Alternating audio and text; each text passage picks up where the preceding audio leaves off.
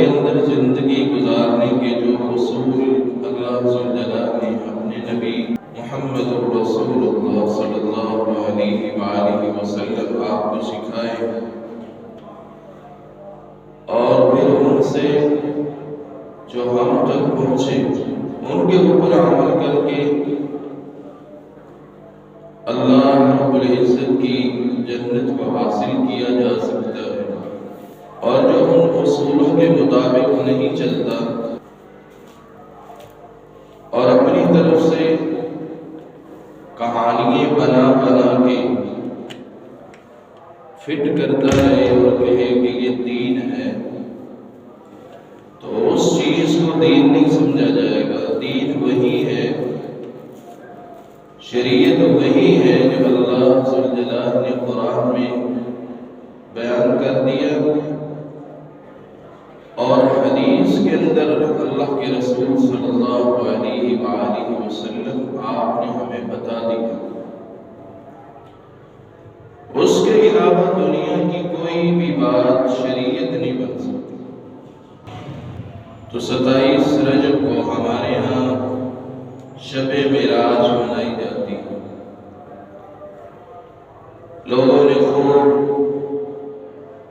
محفلیں مسجدوں کے اندر سجائی اور خوب عبادت ہوئی، پوری رات لوگ جاگتے رہے اور پھر کچھ ایسے بھی تھے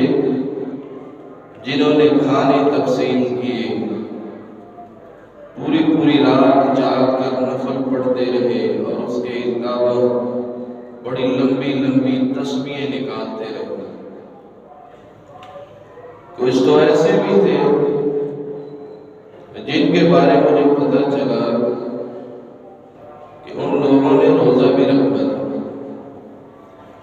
تو یہ حقیقی بات ہے کہ جب بھی کوئی ایسا دن آتا ہے ہمیں بڑا اچھا لگتا ہے۔ ہر وہ دن جس کے اندر جشن منایا جائے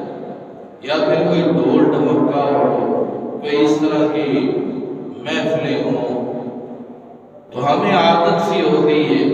ہمیں وہ دن بڑے خوبصورت لگتے ہیں۔ کبھی فادر ڈے آ جاتا ہے تو کبھی مدر ڈے آ جاتا ہے، کبھی ٹیچر ڈے تو کبھی انٹرنیشنل ڈے تو کبھی ہمارا یوم آزادی آ جاتا ہے۔ دنیا کے اندر شاید کوئی ایسا انسان ہو کہ جس کو پتہ نہ ہو کہ ہمارا یوم آزادی کس دن ہے، ورنہ آپ چھوٹے سے چھوٹے بچے سے بھی پوچھیں گے تو وہ بھی آپ کو بتائے گا کہ ہمارا یوم آزادی 14 اگست کو ہوتا ہے۔ کبھی کسی انسان نے یہ کہا ہے کہ ہماری یوم آزادی دسمبر میں ہے یا جون میں ہے، کہ جو چیز کنفرم ہے وہ اسی دن ہی ہے۔ ہر انسان کو پتہ ہے کہ ہماری یوم آزادی فلاں دن کو ہے۔ تو یہ جو معراج شریف ہے، اگر یہ اسلام کے اندر کوئی منانے کا بہت بڑا دن ہوتا یا اللہ کے نبی صلی اللہ علیہ وآلہ وسلم آپ نے اس رات میں کوئی مخصوص عبادت کا اہتمام کیا ہوتا، مسجدوں میں اعلان ہوتے کہ آج شب معراج ہے، خوب عبادت کی جائے گی اور ڈھول ڈھمکے کے ساتھ سب کچھ ہوگا۔ تو پھر تو ہمیں پتہ چلتا ہے کہ صحابہ کرام نے بھی بنائی ہوگی، انہوں نے بھی یہ دن منایا ہوگا، تابعین نے بھی یہ دن منایا ہوگا، تبع تابعین نے بھی منایا ہوگا۔ پھر تو ہر بچے کو معلوم ہو کہ اس دن شب معراج ہے، تو اس کے اندر یہ کام ہمیں کرنے ہیں۔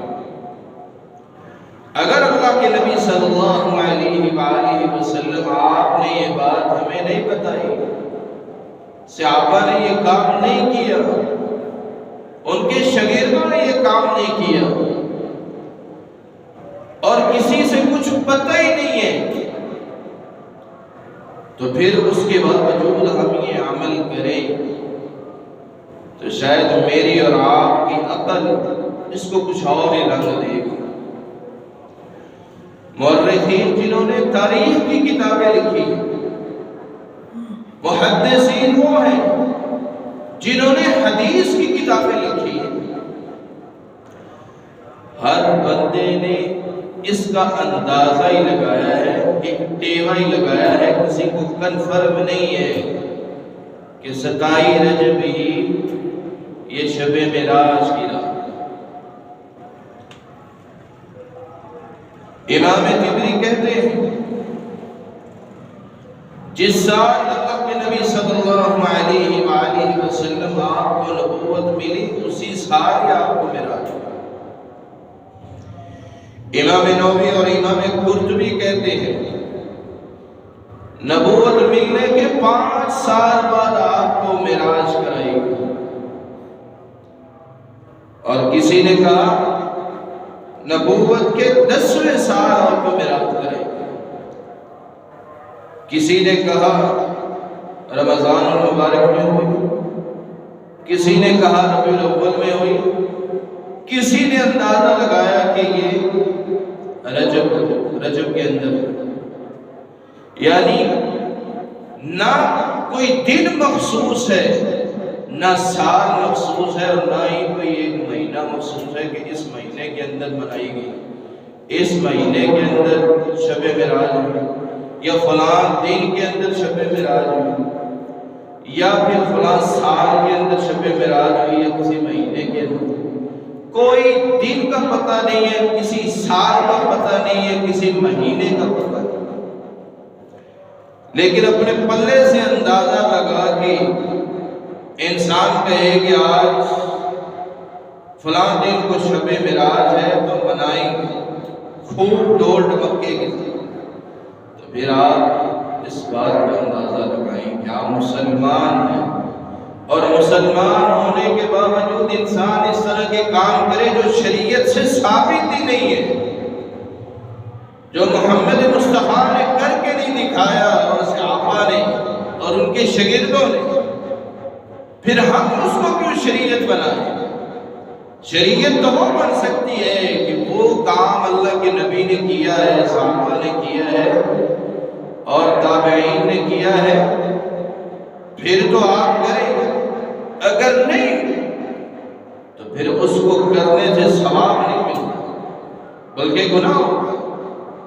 کیونکہ آپ نے اپنی مرضی سے اس کے اندر دین کو پابند کیا ہے، اس کے اندر اضافہ کیا۔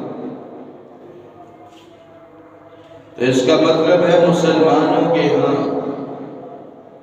27 رجب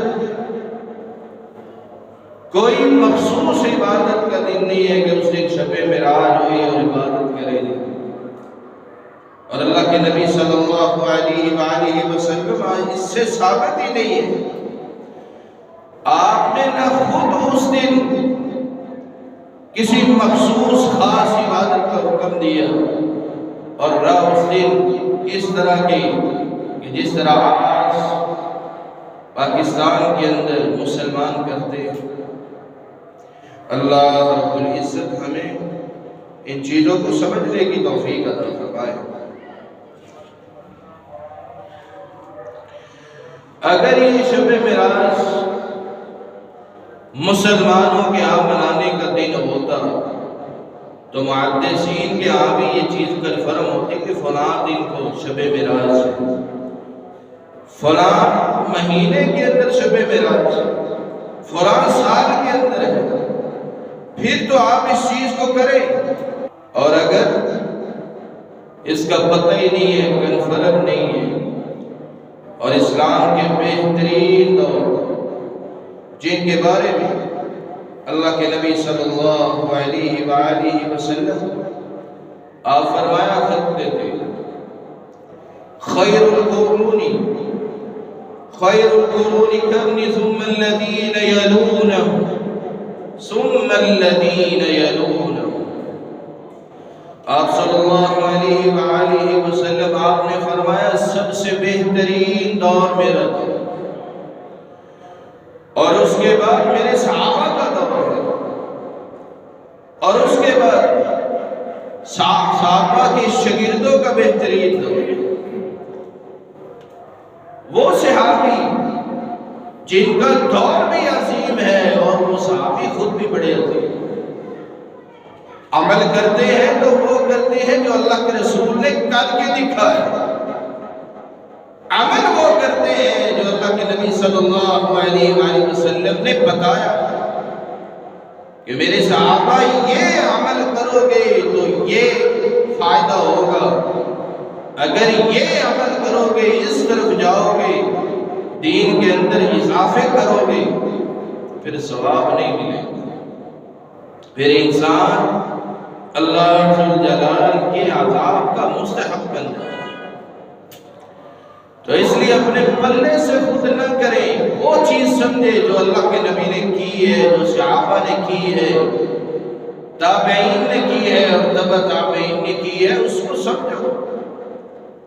اگر شریعت کے اندر دور دور تک آپ کو کچھ نہیں ملتا تو چپ کر کے بیٹھ جائے اور اپنے پلے سے اس طرح کے اضافے کرنے اور اپنی طرف سے دین بنانا، اس سے اللہ ذوالجلال کے انسان سزا کا مستحق ٹھہرتا ہے۔ تو صحابی وہ ہیں جن کا دور بھی عظیم ہے اور ان کی شان بھی بڑی عظیم ہے۔ عبداللہ ابن مبارک، ان سے ایک شخص پوچھتا ہے کہ مجھے بتائیں کہ میر معاویہ سب سے افضل ہے یا عمر بن عبد العزیز وہ سب سے افضل ہے؟ اس کے بات کرنے کا مقصد یہ تھا کہ دونوں حکمران رہے ہیں، دونوں بادشاہ ہیں، تو کون سب سے افضل ہوگا؟ تو اس نے کہا کہ تمہاری جرأت کیسے ہوئی کہ ایک صحابی کا موازنہ ایک غیر صحابی کے ساتھ تم کر رہے ہو؟ تو عبداللہ ابن مبارک جو ایک بہت بڑے امام بھی، سخی بھی ہیں اور ایک بہت بڑے محدث ہیں، ان سے جب یہ پوچھا گیا تو انہوں نے کہا اللہ کی قسم ہے میر معاویہ جب اللہ کے نبی صلی اللہ علیہ وآلہ وسلم آپ کے ساتھ جہاد میں گئے، گھوڑے پہ بیٹھے اور پھر ان کے وجود سے نہیں بلکہ ان کے گھوڑوں کی ٹانپوں سے نکلنے والی جو گرد و غبار اڑتی ہے، لَغَبَارٌ دَخَلَ فِي مِنْخُرِ أَلْفِ مُعَاوِيَةَ، وہ گرد و غبار جو گھوڑے کے ٹانپوں سے اڑتی ہے عمر بن عبد العزیز سے 1000 گنا افضل۔ یعنی ایک صحابی کی میدان جہاد کے اندر جب وہ نکلتا ہے، اس کے گھوڑے کے ٹانپوں سے جو گرد و غبار اڑتی ہے،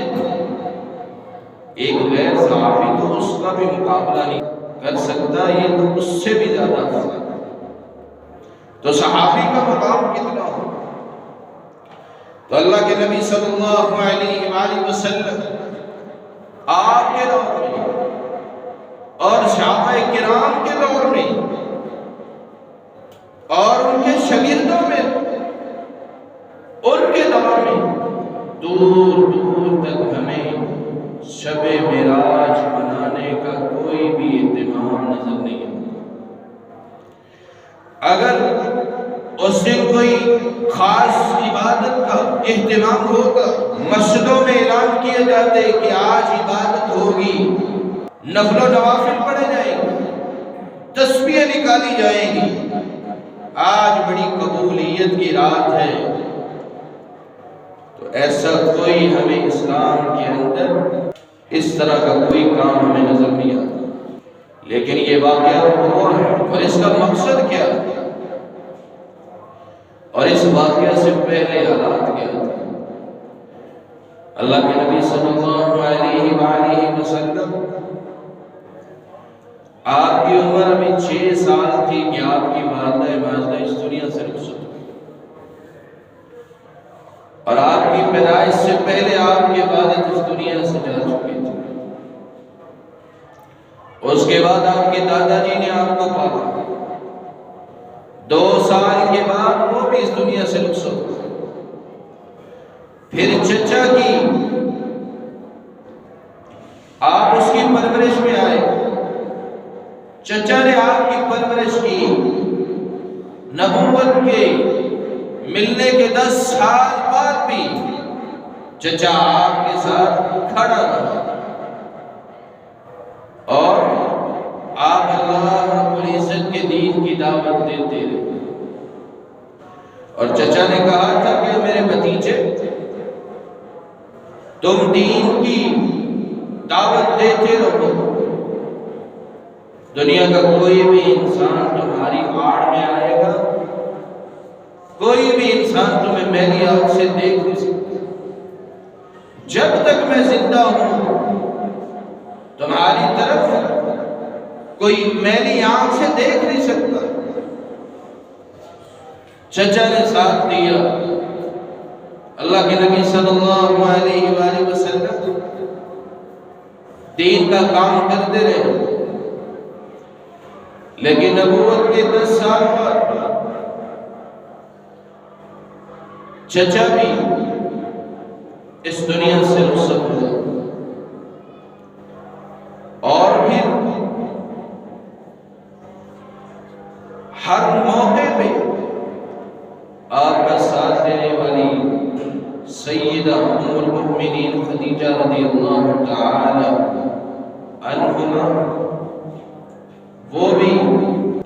اس دنیا سے رخصت ہو جاتی ہے۔ ہر موسم کے اندر، ہر خوشی اور غمی کے اندر آپ کا ساتھ دینے والی مومنوں کی ماں حضرت خدیجہ رضی اللہ تعالی عنہ وہ اس دنیا سے جاتی ہے، اور آپ صلی اللہ علیہ وآلہ وسلم آپ کے اوپر غم کے پہاڑ ٹوٹتے ہیں۔ اس سال کو پھر عام الحزن کہا جاتا ہے۔ محدثین کی کتابیں پڑھیں گے، اس کے اندر آپ کو ملے گا عام الحزن، غم کا سال، جب رسول اللہ صلی اللہ علیہ وآلہ وسلم آپ کی حمایت کرنے والا آپ کا چچا اس دنیا سے جاتا ہے، تو اس کے بعد پھر دشمنوں کی جرأت بڑھ جاتی ہے، وہ شریعام اور کھلے عام پھرتے ہیں، اور آپ صلی اللہ علیہ وآلہ وسلم کو تانے بھی دیتے ہیں۔ آپ کے اوپر غم کے پہاڑ ٹوٹے، اور وہ ظالم آپ صلی اللہ علیہ وسلم کو تکلیفیں دینے لگے، ان کی جرأت بڑھی۔ ایک بدبخت آتا ہے، آپ صلی اللہ علیہ وسلم کے سر مبارک کے اوپر مٹی ڈالتا، اور یہ جرأت اس وقت بڑھی کہ جب چچا دنیا سے چلا گیا۔ اس سے پہلے کسی کی جرأت نہیں تھی کہ کوئی آپ کی طرف آنکھ اٹھا کے دیکھے، اور وہ چچا کہا کرتا تھا کہ میرے بھتیجے، اللہ رب العزت کے حکم کو تم دنیا تک پہنچاؤ، میں تمہارے ساتھ ہوں۔ اور وہ چچا جاتا ہے، اس کے بعد مکہ والوں کی جرأتیں بڑھ جاتی ہیں۔ تو ان ہستیوں کے جانے کے بعد آپ صلی اللہ علیہ وسلم کے اوپر غم کے پہاڑ ٹوٹتے ہیں، پریشانیاں بڑھتی ہیں، اور اس کے بعد اللہ رب العزت نے اپنے پیارے محبوب محمد رسول اللہ صلی اللہ علیہ وآلہ وسلم آپ کو آسمانوں کی سیر کرائی، تاکہ میرے محبوب کا سینہ اور ان کی آنکھیں ٹھنڈی ہو جائیں۔ اللہ ذوالجلال نے آپ کے لیے اور آپ کی امت کے لیے جو انعامات رکھے تھے، وہ انعامات دکھائے، تاکہ میرے محبوب کو ٹھنڈک پہنچ سکے، ان کا سینہ اور آنکھیں ٹھنڈی ہو جائے۔ تو اللہ رب العزت نے 5ویں پارے کے اندر اس چیز کا ذکر کرتے ہوئے فرمایا سبحان الذی اسری بعبدہ لیلا من المسجد الحرام الی المسجد الاقصی، پاک ہے وہ ذات کہ جس نے اپنے بندے کو سیر کرائی مسجد حرام سے مسجد اقصی، لیلا من المسجد الحرام الی المسجد الاقصی، مسجد حرام سے مسجد اقصی تک، اور مسجد حرام سے مسجد اقصی تک کا سفر جو ہے اس کو اسرا کہتے ہیں، اور وہاں سے آسمانوں تک کا جو سفر ہے اس کو معراج کہا جاتا ہے۔ رسول اللہ صلی اللہ علیہ وآلہ وسلم آپ کو اللہ رب العزت نے معراج کروائی، آسمانوں کی سیر کی، اور اس سے ہمیں سبق کیا ملتا ہے؟ اور اللہ رب العزت نے اس کے اندر بے شمار حکمتیں رکھی، اور اس سے ہمیں یہ سبق ملتا ہے اس معراج کے بارے میں کہ اللہ رب العزت کے دربار میں اگر کسی چیز کی قدر و قیمت ہے تو وہ ایمان کی قدر و قیمت ہے۔ اس معراج کے سب سے پہلے سبق میں ہمیں یہی ملتا ہے کہ اللہ کے ہاں ایمان کی قدر ہے۔ ایمان نہیں ہے تو کچھ بھی نہیں ہے، اگر ایمان ہے تو سب کچھ ہے۔ دولت، حسن، جوانی، عہدے اور منصب، اس سے کچھ بھی فائدہ نہیں ہے، یہ دنیا کا کھیل کود ہے۔ دولت ہے تو وہ بھی دنیا کے اندر ختم ہو جاتی ہے، حسن ہے تو وہ بھی ایک دن ڈل جائے گا، عہدے اور منصب ہے ایک دن انسان ریٹائر ہو جاتا ہے، اس کے بعد وہ بھی ختم ہو جاتا ہے۔ تو اللہ رب العزت کے ہاں قدر ہے تو صرف ایمان کی قدر ہے۔ اس معراج سے ہمیں سبق یہ ملا ہے کہ سب سے پہلی اگر کسی چیز کی قدر ہے تو وہ اللہ رب العزت کے ہاں ایمان کی قدر ہے۔ اللہ کے نبی صلی اللہ علیہ وآلہ وسلم آپ کو آسمانوں کی سیر کرائی گئی، تو ایک جگہ پہ چلتے چلتے بڑی خوبصورت زبردست قسم کی خوشبو آئی، اور آپ صلی اللہ علیہ وسلم آپ نے جبریل سے پوچھا کہ اے جبریل یہ خوشبو کہاں سے آ رہی ہے؟ جبریل نے کہا اللہ کے نبی یہ خوشبو فرعون کی بیوی اس کی ایک خادمہ تھی جو اس کو کنگھی کیا کرتی تھی، یہ اس کی اور اس کے بچوں کی رہائش گاہ ہے، وہاں سے خوشبو آ رہی ہے۔ جنت کے اندر ایک محل سے خوشبو آتی ہے، اور امام الانبیاء بھی وہاں پہ رکتے ہیں، ٹھہرتے ہیں، ایک خادمہ کا رہائش گاہ کی وہاں سے خوشبو آئی، اور اتنی پیاری خوشبو آئی اللہ کے نبی صلی اللہ علیہ وسلم آپ وہاں پہ رکے اور جبریل سے پوچھا، تو جبریل نے کہا اللہ کے نبی یہ فرعون کی بیوی کی خادمہ تھی، ایک دن اس کو کنگھی کر رہی تھی، ہاتھ سے کنگھی گرتی ہے، اور کنگھی جب پکڑنے لگتی ہے تو کہتی ہے بسم اللہ، تو فرعون کی بیوی کہتی ہے کہ یہ تم کس رب کی بات کر رہی ہو، کس کا نام لی؟ تو وہ آگے سے کہتی ہے ربی و ربک اللہ، میں اس رب کا نام لیتی ہوں جو میرا بھی رب ہے، تمہارا بھی رب ہے، اور اس فرعون کا بھی رب ہے۔ تو فرعون اس وقت اپنی حکومت جمائے بیٹھا تھا، لوگوں کو کہلواتا تھا کہ میں رب ہوں، مجھے رب مانو۔ تو جب اس نے دیکھا کہ میرے گھر کے اندر ہی منکر بیٹھے ہوئے ہیں جو مجھے نہیں مانتے، جب اس کو پتہ چلا تو گھر آتا ہے اور ساری صورتحال کا پتہ لگاتا ہے، اس کے بعد پھر آگ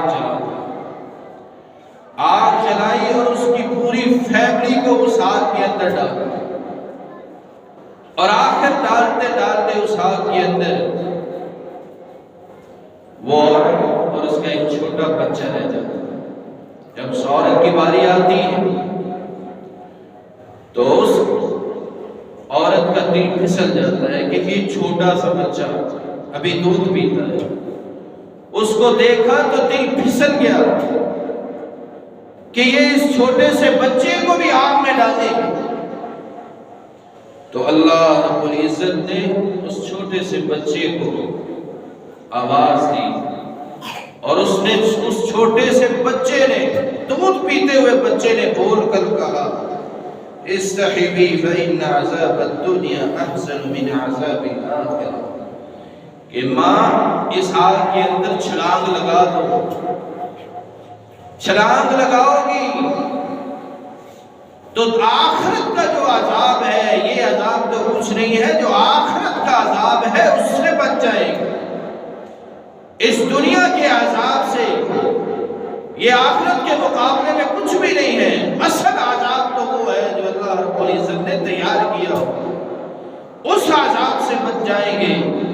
اس آگ کے اندر چھلانگ لگا دو۔ اس بچے نے بول کر یہ کہا کہ ماں نے چھلانگ لگا، تو وہ خاتمہ جو آگ کے اندر چھلانگ لگاتی ہے تو اس چھلانگ لگانے کی وجہ سے جنت کے اندر اللہ رب العزت نے ایسی رہائش کا دی، ایسا محل دیا کہ اللہ کے نبی صلی اللہ علیہ وسلم معراج کی رات جاتے ہیں اور ایک جگہ پر رکتے ہیں کہ کس طرح کی اتنی پیاری خوشبو آ رہی ہے، تو جبریل بھی کہتے ہیں اللہ کے نبی یہ فرعون کی بیوی کی خادمہ اور اس کے بچوں کی رہائش گاہ وہاں سے خوشبو۔ تو اللہ رب العزت کے ہاں ایمان کی قدر و قیمت ہے۔ یہ دولت حسن جوانیوں میں اللہ رب العزت کے ہاں کچھ بھی نہیں۔ رسول اللہ صلی اللہ علیہ وآلہ وسلم آپ کے ہاں بھی ایمان کی قدر ہوگی۔ اگر ایمان نہیں ہے، اللہ کے نبی صلی اللہ علیہ وسلم کا کوئی قریبی رشتہ دار بھی ہو، اگر ایمان نہیں ہے تو پھر کچھ بھی نہیں۔ اللہ کے نبی صلی اللہ علیہ وآلہ وسلم آپ نے فرمایا من بطا به عمله لم يسرع به نسبه، جس بندے کے اعمال اس کو جنت میں لے کر نہ جائیں، جنت میں لے کر نہ پہنچے، یاد رکھیں اس سے بڑا بد نصیب اور کون ہو سکتا ہے کہ جس کے اعمال اس کو جنت میں نہیں لے کے جائے، تو پھر رشتہ داری بھی اس دن کوئی کام نہیں آئے، اس دن تو کوئی رشتہ داری بھی کام نہیں آنے والی۔ اللہ کے نبی صلی اللہ علیہ وسلم آپ نے فرمایا کہ ایمان ہی کام آئے گا اس دن، اگر ایمان نہیں ہے چاہے کتنی ہی رشتہ داری کیوں نہ ہو، نبی سے بھی کتنی رشتہ داری کیوں نہ ہو، کچھ بھی فائدہ ہونے والا نہیں ہے۔ اگر ایمان ہے تو سب کچھ ہے، ایمان نہیں تو کچھ بھی نہیں۔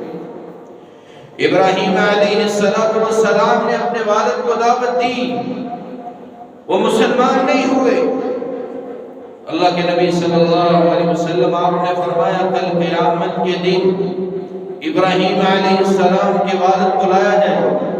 وہ دور سے آئے گا اور ابراہیم علیہ السلام سے کہے گا کہ بیٹا تم سچا تھا، بتوں کی عبادت نہیں کرنی چاہیے تھی، اپنی آنکھوں سے اس وقت جہنم کو دیکھ چکا ہوگا کہ کتنی خوفناک اور ہولناکیاں ہیں جہنم کی، تو اس منظر کو دیکھ کے کہے گا کہ واقعی تو سچا تھا، یہ بتوں کی پوجا پاٹ نہیں کرنی چاہیے۔ تو ابراہیم علیہ السلام کو بڑا ترس آیا اور ترس آیا، کہا اللہ یہ میرا والد ہے اور فرشتے میری آنکھوں کے سامنے اس کو جہنم کی طرف لے کے جا رہے ہیں۔ تو اللہ رب العزت نے حکم دیا کہ ابراہیم اپنے قدموں کے نیچے دیکھے، قدموں کے نیچے دیکھا تو ایک بجو جو گندگی کے اندر لتھڑا ہوا پڑا تھا، فرشتے آئے انہوں نے پکڑا اور جہنم کے اندر دھکیل دیا۔ تو ایمان کی قدر و قیمت ہے، اس کے علاوہ اگر ایمان نہیں ہے تو پھر کوئی قدر و قیمت نہیں ہے، چاہے نبی سے کتنی ہی رشتہ داری بھی کیوں نہ۔ نوح علیہ السلام کا بیٹا پہاڑ کی چوٹی پہ چڑھ جاتا ہے، باپ نے کہا کہ مسلمان ہو لو، نہیں ہوا۔ باپ نے کہا کہ کشتی کے اندر آ کے بیٹھ جاؤ، اللہ کا عذاب آنے والا۔ غرور اور تکبر اور گھمنڈ میں آ جاتا ہے کہ نہیں، میں تو پہاڑ کی اتنی بڑی چوٹی پہ چڑھ گیا ہوں، اب پانی کہاں سے آئے؟ تو نوح علیہ السلام کہتے ہیں لا عاصم اليوم، آج کوئی نہیں بچانے والا۔ کہا بیٹے آ جاؤ کشتی میں بیٹھ جاؤ، بچ جاؤ گے۔ کہا نہیں، پانی یہاں پہ کیسے آ سکتا ہے، میں تو پہاڑ کی سب سے اونچی چوٹی پہ چڑھ گیا۔ پھر ابھی باتیں کر ہی رہے تھے، کرتے کرتے ایک لہر آئی اور بیٹا باپ کے سامنے غرق ہو۔ تو ایمان کی قدر ہے، ایمان نہیں ہے تو کچھ بھی نہیں ہے۔ تو اس سے ہمیں یہ پتہ چلتا ہے کہ اللہ رب العزت کے ہاں صرف ایمان کی قدر ہے۔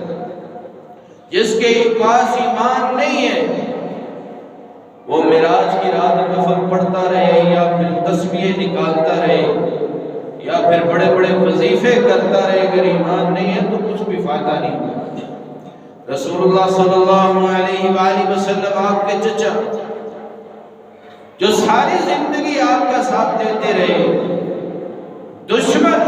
آپ کو مارنے کی پلاننگیں کرتے رہے، لیکن چچا سامنے آڑ بن جایا کرتا تھا کہ نہیں کچھ نہیں کہنا، تبلیغ کرتے رہے، چچا ساتھ دیتا رہا۔ کسی کی جرت نہیں تھی کہ اللہ کے نبی صلی اللہ علیہ وسلم کی طرف آنکھ اٹھا کے دیکھ سکے۔ وہ چچا جب دنیا سے جانے لگتا ہے تو اللہ کے نبی صلی اللہ علیہ وسلم فرماتے ہیں کہ میرے چچا اب تو تمہیں پتا ہے کہ میں سچا ہوں، کلمہ پڑھ کے مسلمان ہوں؟ کہا نہیں۔ امیہ اور حجاج سر کے اوپر کھڑے ہوئے تو انہوں نے کہا کہ سردار کلمہ نہ پڑھنا، باپ دادا کے دین کو داغدار نہ کر دینا، کہیں منکر نہ ہو جانا۔ تو کیا کہتے ہیں کہ بھتیجے تیرا دین سچا ہے، لیکن اگر مجھے دنیا کا لان تان کی پرواہ نہ ہوتی تو میں تیری آنکھیں ضرور ٹھنڈی کرتا، ضرور کلمہ پڑھتا،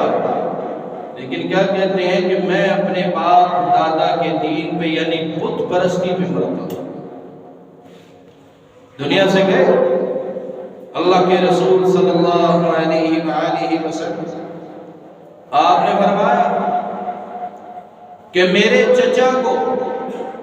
سب سے ہلکا عذاب دیا جائے اور جہنم کے اندر اس جگہ پہ اس کو کھڑا کیا جائے گا جہاں جہنم کے اندر آگ بجھ چکی ہوگی، ختم ہو چکی ہوگی، جہاں پہ صرف راکھ ہوگی، وہاں پہ کھڑا کر کے اس کو جہنم کی دو جوتے پہنائے جائیں اور اس سے اس کا دماغ اس طرح کھولے گا، اس طرح بوائل ہوگا کہ جس طرح ہنڈیاں بوائل ہوگی، جس طرح ہنڈی ابالے کھاتی ہے اس طرح اس کا دماغ کھولے گا۔ سب سے ہلکا عذاب اللہ کے نبی صلی اللہ علیہ وسلم فرماتے ہیں کہ میرے چچا کو دیا۔ تو ایمان کے بغیر کچھ بھی نہیں، نہ عہدے، نہ منصب، نہ دولت، نہ حسن، نہ جوانی، کچھ بھی کام نہیں آنے والا۔ اللہ رب العزت فرماتے ہیں سبحان الذی اسری بعبدہ لیلا من المسجد الحرام، بابرکت ہے وہ ذات، پاک ہے وہ ذات جس نے اپنے بندے کو سجدہ۔ سبحان الذی، یہ بہت بڑی تسبیح ہے، پوری کائنات کے رزق کا یہ ذریعہ بھی ہے۔ جو انسان یہ سمجھتا ہے کہ میرے رزق میں کمی آ گئی ہے، میرے رزق کے اندر اضافہ نہیں ہوا، وہ اس تسبیح کو پڑھے سبحان اللہ و بحمدہ سبحان اللہ العظیم، اللہ رب العزت اس کے لیے رزق کے دروازے کھولے۔ تو یہاں سے یہ سبق بھی ملتا ہے، اس تسبیح کو پڑھیں، اللہ رب العزت نے اس کے اندر بڑی برکتیں رکھی ہیں اور یہ رزق میں اضافے کا باعث ہے۔ ہم تو کہتے ہیں کہ 1000 مرتبہ ہم نے سبحان اللہ پڑھی ہے، لیکن فائدہ نہیں ہوتا۔ ایک مرتبہ اگر پڑھے لیکن دل سے پڑھے تو پھر اس کا فائدہ بھی ہوتا ہے، اس کے اثرات بھی نظر آتے ہیں۔ دل سے پڑھے، 1000 مرتبہ پڑھنے کے باوجود ہم کہتے ہیں کہ ہمیں کچھ فائدہ ہی نہیں ملا۔ دل سے پڑھیں گے تو اللہ رب العزت تمہاری آواز کو بھی سنیں گے، تمہاری اس چیخ کو بھی سنیں گے کہ اس بندے نے مجھے پکارا ہے، اور اللہ رب العزت تمہاری پکار کو بھی سنیں گے۔ مصر کے ایک ڈاکٹر کہتے ہیں کہ میں ایک دن سفر سے آیا، تھکاوٹ تھی، تو کہا اگر میں گھر گیا تو صبح فجر کی نماز رہ جاتی۔ اتنا لمبا سفر کرنے کے باوجود ڈرائیور سے کہا کہ مجھے مسجد کے پاس اترا۔ مسجد کے پاس اترے، مسجد کے اندر داخل ہوئے، وضو کیا۔ جب اندر مسجد کے اندر داخل ہوئے دیکھا تو ایک بزرگ جو ہے وہ سجدے میں پڑا، ساروں کی تار ہو۔ جب فارغ ہوا تو اس سے پوچھا کہ کیوں رو رہے ہیں؟ کہا کہ میری بیوی کا آپریشن ہونا ہے، 2 لاکھ کی ڈیمانڈ کر رہے ہیں ڈاکٹر، تو میں اللہ سے مانگ رہا ہوں کہ تو ہی مجھے دینے والا ہے، میرے پاس کچھ بھی نہیں ہے، میں کس کے پاس جاؤں؟ تو نے مجھے دینے ہیں۔ تو ڈاکٹر صاحب کہتے ہیں کہ میں نے پھر اس کو تسلی دی کہ نہیں، اللہ پاک تمہاری دعا ضرور سنے گا، پریشان نہ ہو۔ کہتے ہیں میں نے تسلی دی، اس کے بعد نماز کا وقت ہوا تو امام صاحب آئے، انہوں نے کہا کہ آج ڈاکٹر صاحب، پروفیسر صاحب آپ جماعت کریں۔ تو کہتے ہیں میں نے جماعت کروائی، اس کے بعد مسجد کے اندر ایک وہ بھی شخص آیا جو اپنی پوری زندگی میں کبھی فجر کی نماز میں آئے، وہ مسجد کے اندر آیا، سلام پھرا تو ڈاکٹر صاحب کہتے ہیں وہ آگے اس نے مجھ سے مصافحہ کیا، سلام لیا اور کہا کہ جی میں آج سے پہلے مسجد کے اندر نہیں آیا، مجھے بڑا عرصہ ہو گیا۔ انہیں ہے جی آپ کی بڑی مہربانی، آپ مسجد میں آئے ہیں۔ انہوں نے کہا میں آپ کی کیا خدمت کر سکتا ہوں؟ انہوں نے کہا آپ کیا کرنا چاہتے ہیں خدمت؟ اس نے کہا میرے پاس زکوٰۃ ہے، اتنے سالوں سے میں نے زکوٰۃ جمع کی ہوئی ہے، میری بیوی کہتی ہے کسی کو دے دو دے دو، میں نے نہیں دی، میں نے جمع کی ہوئی ہے۔ وہ کہتے ہیں کہ میں نے اس لیے نہیں دی زکوٰۃ کہ جب تک مجھے کوئی جینوین بندہ نہیں ملے گا، کوئی ایسا حقیقی حقدار نہیں ملے گا کہ جو اس زکوٰۃ کا حقدار ہے جس کو میں دوں، اس وقت تک میں یہ زکوٰۃ کسی کو نہیں دوں۔ تو ڈاکٹر صاحب کہتے ہیں کہ میں رو پڑا اور اس کو گلے سے لگا لیا کہ وہ تہجد کے وقت جو تو چیخیں مار رہا تھا وہ اللہ رب العزت نے تیری سنی۔ تو 1000 مرتبہ سبحان اللہ و بحمدہ سبحان اللہ العظیم پڑھنے سے فائدہ نہیں ہوتا، اگر دل سے اس کو پڑھیں گے، غور کر کے پڑھیں گے کہ اللہ تو پاک ہے، تو عظیم ہے، تو ہی دینے والا ہے، غور کر کے سمجھ کے پڑھیں، دل سے پڑھیں گے تو اللہ رب العزت تمہاری ایک چیخ بھی سن لے۔ تو اللہ رب العزت ہمیں سمجھنے کی توفیق عطا فرمائے۔ سبحان الذی اسری بعبدہ لیلا من المسجد الحرام، پاک ہے وہ ذات جس نے اپنے بندے کو سیر کرائی، لیلا من المسجد الحرام، مسجد حرام سے مسجد اقصی۔ تو وہ جو کہتے ہیں کہ یہ بندہ ہر وقت مسجد کے اندر ہی آتا ہے، اس کا تو کام ہی ہے مسجد کے اندر آیا اور پھر گیا، پھر مسجد کے اندر آیا پھر گیا، تو کل قیامت کے دن خوش نصیب ہوگا وہ انسان کہ جس کے نامہ اعمال میں سب سے زیادہ سفر یہ لکھا ہوگا کہ اس کا سفر مسجد سے مسجد تک ہی رہا۔ تو وہ جو کہتے ہیں کہ جنہوں نے وہ جملہ بنایا ہوا ہے کہ وہ کہتے ہیں ملا کی دوڑ مسجد تک، تو اس جملے کو سمجھیں، اللہ رب العزت نے اپنے نبی کو سیر کروائی ہے ایک مسجد سے دوسری مسجد تک۔ اللہ چاہتے تو مسجد حرام سے ہی معراج کروا سکتے تھے، لیکن رب نے ایک مسجد سے دوسری مسجد تک سیر کرائی، اور پھر وہاں پہ امام الانبیاء محمد مصطفیٰ صلی اللہ علیہ وسلم آپ کی موجودگی میں پھر تمام انبیاء کرام کو مسجد اقصی کے اندر اکٹھا کیا گیا، اور پھر آپ کو امامت کروانے کے لیے کھڑا کیا گیا، اور آپ نے وہاں پہ جماعت کروائی۔ تمام انبیاء کرام نے آپ صلی اللہ علیہ وسلم کی موجودگی میں، آپ کی رفاقت میں نماز پڑھی، اور پھر وہاں سے آپ معراج کی طرف آپ نے سفر کیا، اور جب پہلے آسمان پہ پہنچے آدم علیہ السلام سے ملاقات ہوئی، دیکھتے ہیں کہ ایک درخت ہے، اس کے نیچے ایک بزرگ بیٹھا ہو، اپنی دائیں طرف دیکھتا ہے تو خوش ہوتا ہے، مسکراتا ہے، بائیں طرف دیکھتا ہے تو رو پڑتا ہے۔ تو اللہ کے نبی صلی اللہ علیہ وسلم جبریل سے پوچھتے ہیں کہ کون ہے؟ جبریل نے کہا اللہ کے نبی یہ آپ کے والد ہیں آدم علیہ السلام، اس سے ملنے پاس گئے، ملاقات کی۔ آدم علیہ السلام نے خوش آمدید کہا، اور باتیں کرتے ہوئے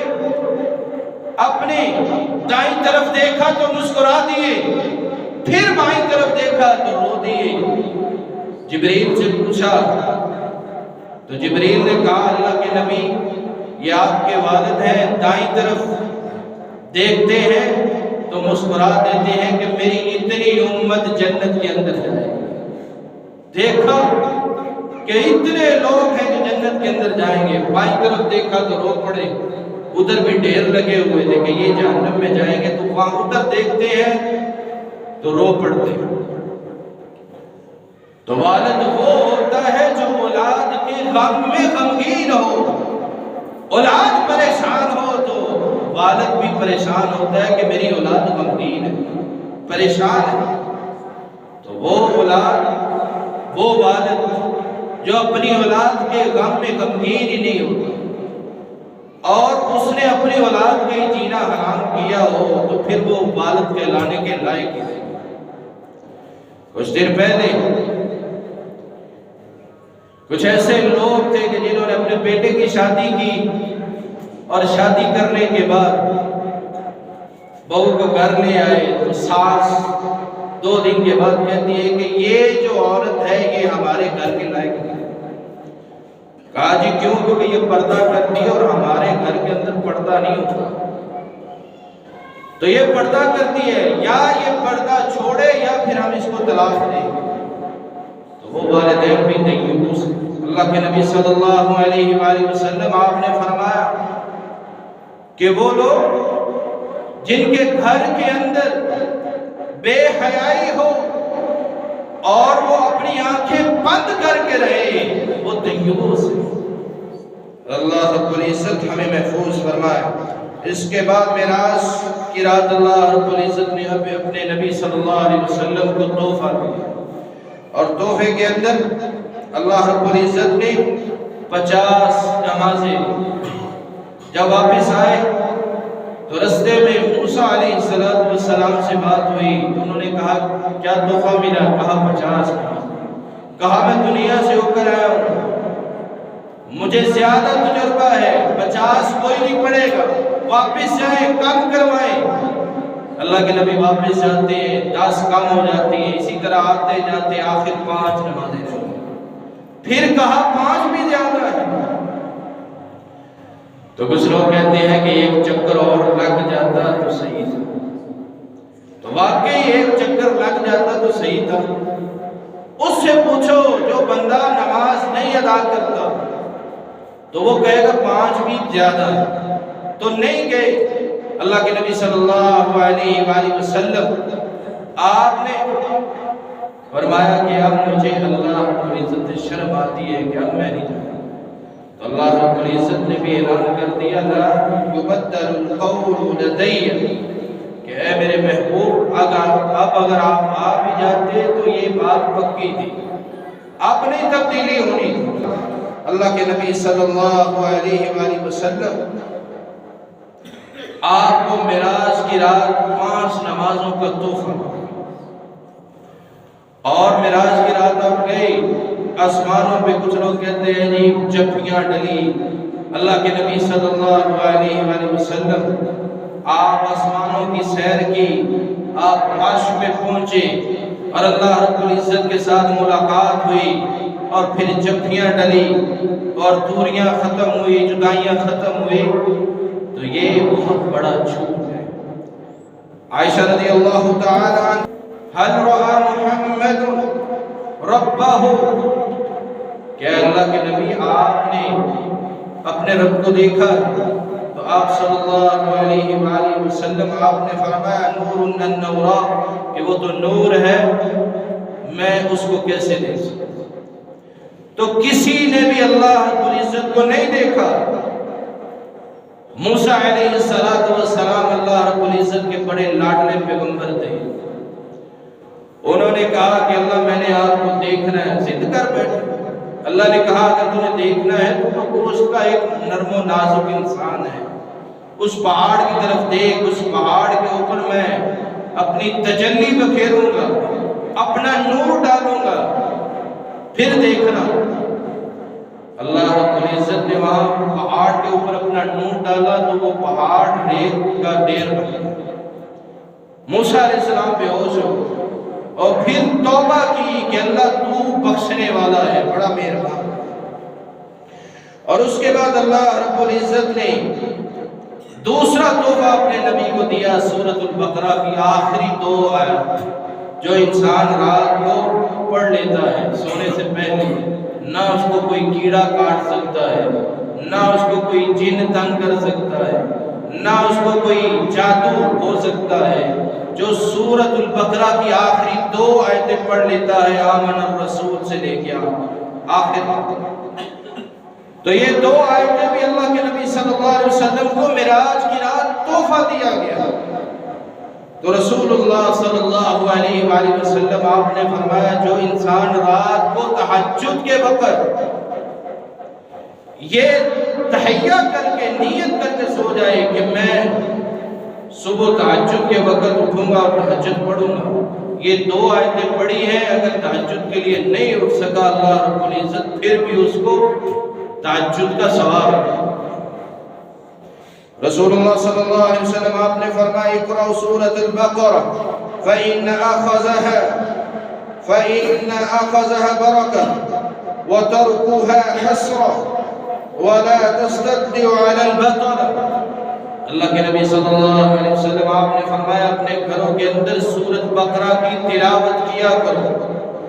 جو اس سورت کو چھوڑ دیتا ہے اس کی حسرت رہ جاتی ہے کہ میں اس کو نہ چھوڑوں۔ سورۃ بقرہ جو گھر کے اندر پڑھتا ہے، آپ ریکارڈنگ کر کے چلا دیتے ہیں، گھروں کے اندر برکت کا باعث ہے۔ اللہ کے نبی صلی اللہ علیہ وسلم فرماتے ہیں سورۃ بقرہ جو انسان پڑھتا ہے یہ گھروں کے اندر برکت بھی لاتی ہے، اور جو چھوڑ دیتا ہے وہ اس کی حسرت رہ جاتی ہے اور وہ پچھتاتا ہے کہ میں نے سورۃ بقرہ کیوں نہیں پڑھی۔ سورۃ بقرہ گھروں کے اندر پڑھے، جادو جنات سے بھی انسان محفوظ ہو جاتا ہے، اور وہ انسان جو یہ کہتا ہے کہ میرے گھر کے اندر کبھی گوشت آتا ہے، کبھی دالیں آتی ہیں، کبھی کیا آتا ہے، لوگوں کو کھانے کے لیے کچھ نہیں ملتا، اور گھروں کے اندر لوگ بڑا یہ چیزوں کا اہتمام کرتے ہیں، جی پھینکو، فلاں کا گھر تباہ ہو جائے، یہ ہو جائے، وہ ہو جائے۔ تو اس کے بعد اللہ کے نبی صلی اللہ علیہ وآلہ وسلم آپ کو تحفہ دیا گیا، 2 پیالے پیش کیے گئے، ایک دودھ کا اور ایک شراب کا۔ تو جبریل سے پوچھا، جبریل نے کہا کہ دودھ کا پیالہ اٹھا۔ دودھ کا پیالہ اٹھایا، آپ صلی اللہ علیہ وسلم جبریل علیہ السلام نے کہا کہ اس کے اندر آپ کی قوم جو ہے وہ برائی سے بچے گی، اگر آپ شراب پی لیتے تو یہ پوری کائنات شراب پی پی کے ٹون ہو جاتی۔ تو آج یہی وجہ ہے کہ ہم دودھ تو پیتے ہی پیتے ہیں، ہم نے شرابیں بھی پینی شروع کر دی، فیکٹریاں سیل ہو گئی ہیں، بند ہو گئی ہیں، شرابیں پی پی کے لوگ اتنی شرابیں پی رہے ہیں پاکستان کے اندر، دودھ تو پی رہے ہیں لیکن شراب پہ نہیں چھوڑ۔ اس کے بعد اللہ کے نبی صلی اللہ علیہ وسلم آپ کو تحفہ ملا وَيَغْفِرُ لِمَن مَّاتَ مِنْ أُمَّتِي لَا يُشْرِكْ بِاللَّهِ شَيْئًا۔ اللہ کے نبی صلی اللہ علیہ وسلم کو معراج کی رات یہ بھی تحفہ دیا گیا کہ اللہ رب العزت میری ساری امت کو معاف کر دیں گے، بخش دیں گے۔ اس حال میں جو انسان اس دنیا سے گیا کہ اس نے اللہ کے ساتھ شرک نہیں کیا، رب کے ساتھ کسی کو شریک نہیں ٹھہرایا، اللہ رب العزت اس کو بھی جنت کے اندر داخل کر۔ اس کے بعد اللہ کے نبی صلی اللہ علیہ وسلم آپ نے معراج کی رات دیکھا کہ کچھ لوگ وہ اپنے ناخنوں سے اپنے جسم کو نوچ رہے تھے، تو پوچھا تو جبریل نے بتایا اللہ کے نبی یہ وہ لوگ تھے کہ جو دنیا کے اندر اپنے مسلمان بھائیوں کی غیبت کرتے تھے۔ اللہ رب العزت ہمیں عمل کی